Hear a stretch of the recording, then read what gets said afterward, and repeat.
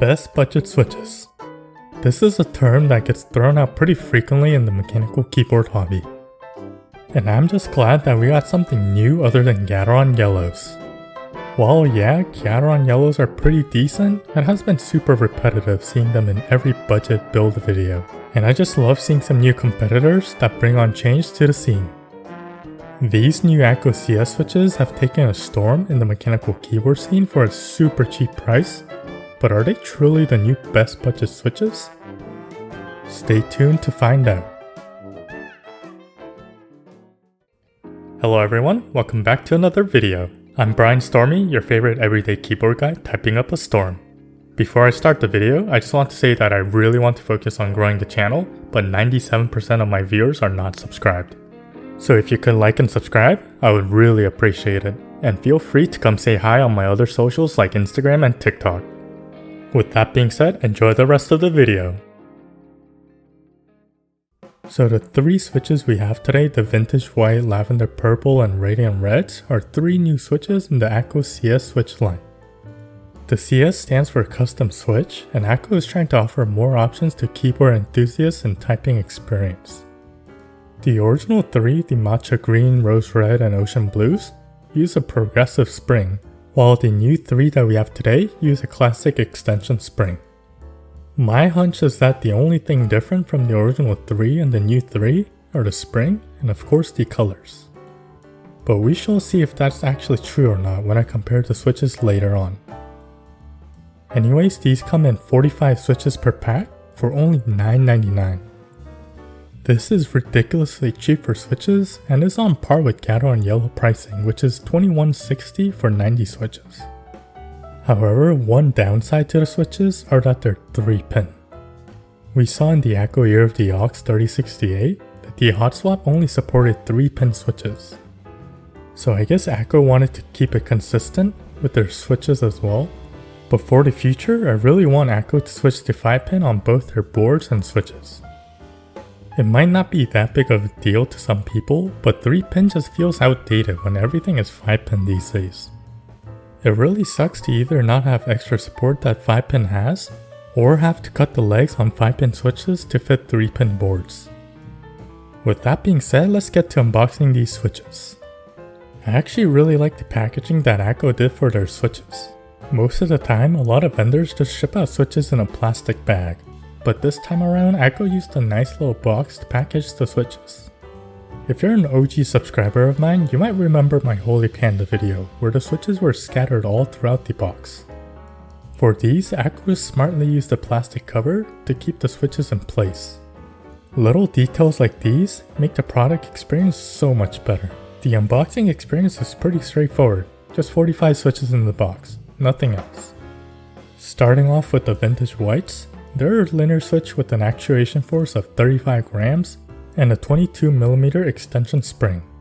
This is actually a pretty light switch, so to those who always ask me what the best gaming switch is, while there is no best switch for gaming, those people tend to look for super light switches for faster actuation, so out of the three that we have today, it is probably good to get this one if that's what you're looking for.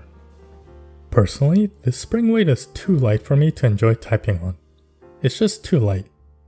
My first mechanical keyboard actually had Gateron Reds, which is also a pretty light linear switch. While it did feel nice for gaming, for productivity use, I just made too many typos since it was so light. It honestly made me think that I liked tactile switches over linear switches at first, since it was so hard for me to type, and I didn't know when I first joined the hobby that I would enjoy heavier linear switches. Now I know that I'm a linear guy, and my preferred spring weight is actually within 63 grams to 67 in bottom out force. But to those new in the hobby, I just want to say if you don't like a switch at first, consider whether you like it with a different spring weight, because that's what happened to me. If not, you probably like a different type of switch, whether that's linear, tactile, or even clicky. What's kinda strange to me is why they chose the name Vintage White.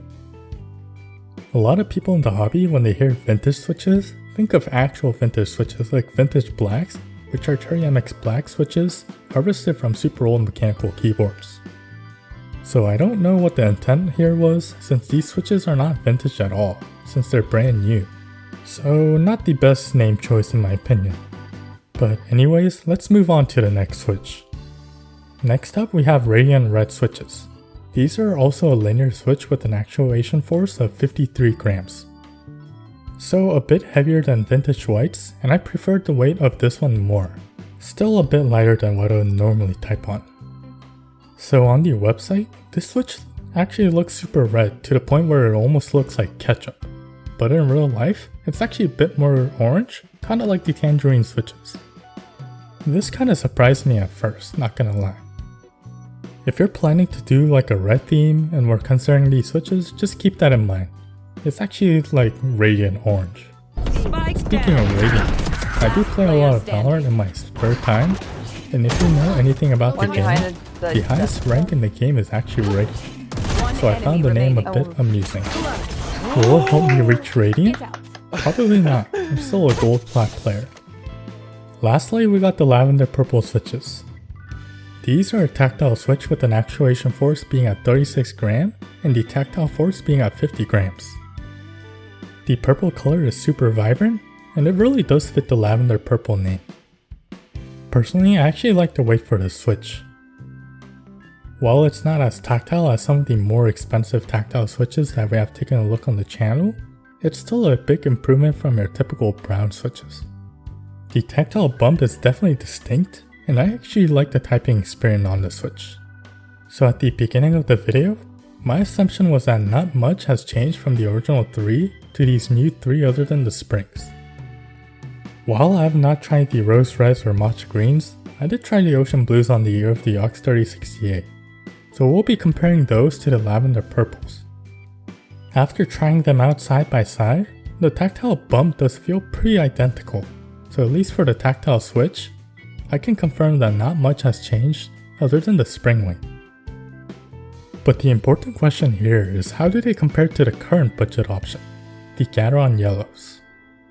I honestly think it's going to come down to your sound preference. The price is pretty much the same, and in terms of smoothness, I wouldn't say that either are the smoothest compared to the numerous linear options that we have in the market today. If you have tried Gateron yellows before, you might remember that slight scratchiness that it has when pressed down slowly. That's the same for these Akko CS linear switches as well. They have that slight scratchiness to them even when looped. Speaking of looped, they do come unlooped, but I highly recommend that you loop them. They have a lot of ping when in stock form. In terms of sound profile, the Radiant Reds and Vintage Whites have a clacky sound profile. Meanwhile, Gateron Yellows have a deeper sound profile, and I'll have sound tests of everything at the end, but first I want to talk about the tactile Lavender Purples as well. While I feel like in terms of linear switches, it's a toss up between Gateron Yellows and Akko CS switches, depending on your preference for sound profile. I feel like in terms of tactile switches, I highly recommend them as the best budget option. To be honest, I can't think of any other budget options at this price point that could compete with them. Personally, I don't even hate browns like literally every other person in this hobby, but when comparing the Lavender Purples and Ocean Blues side by side to Gateron Browns really did feel almost like a linear switch because of how little the bump was. In comparison, I feel like the tactile bump on the Lavender Purples are quite satisfying, and at this price point, I think that they're an excellent recommendation. Now I'm going to end the video with a sound test. If you have been watching my other switch videos, you usually know that I like to loop all the switches and show you guys how they sound in a full bore. But this time around, with 3 different types of switches, it was just too much. While I do want to display how they sound as a whole, it would have been way too much looping for me to do and would have delayed the video too much. So I apologize, but sadly, I'm a reviewer and not a professional switch looper, so bear with me here. Anyways, I looped the switches with GS1 Loop from Kinetic Labs, which is a thin loop. Before I go, make sure to like and subscribe if you haven't already, and I'll see you next time. Stay safe and take care.